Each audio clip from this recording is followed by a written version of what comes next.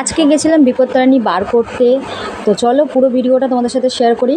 তো চলিए शुरू करते हैं। তো আমি দেখছি সকাল সকাল উঠে রেডি হয়ে নিয়েছি, নিয়ে ঢং টং করে নিচ্ছি, এই বেরোবো। এখনও তো আমার বেরোনোর সময় হয়ে যাবো। আমি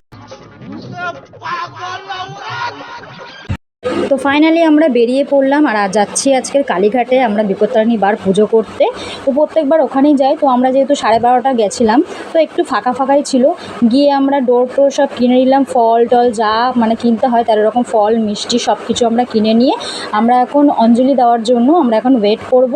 তো ওখানে তো যেহেতু বেলা 12টা হয়ে গেছিলো, যেহেতু আমাকে গিয়ে আবার কাজে যেতে হবে, ওই জন্য একটু ফাঁকা ফাঁকা ওয়েট করলাম।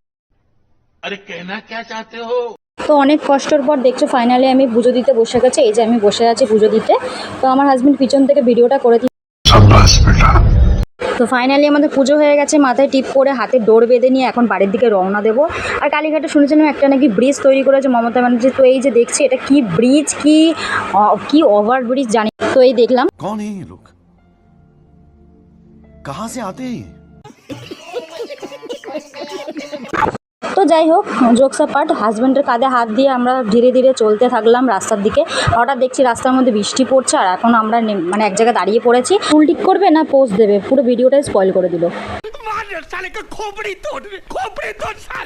তো যাই হোক, অনেক তাড়াতাড়ি করে পুজোটা দিয়ে, যেহেতু আমাদের পুজো টুজো দিয়ে আবার কাজে কর্মে বেরোতে হবে বিকেলবেলা, তো ওই জন্য আমরা ফাইনালি বাড়ির কাছে চলে এলাম। তো ভিডিওটা যদি সবার ভালো লেগে থাকে অবশ্যই আমাকে লাইক কমেন্ট করে কিন্তু জানিও সবাই। जरा सबर करो। আরে এত তারা কিসের, ছবিগুলো তোমরা দেখো আর আমি কি 13টা লুচি খেয়ে উপোসটা ভঙ্গ করি। টাটা। खत्म। Bye bye Tata.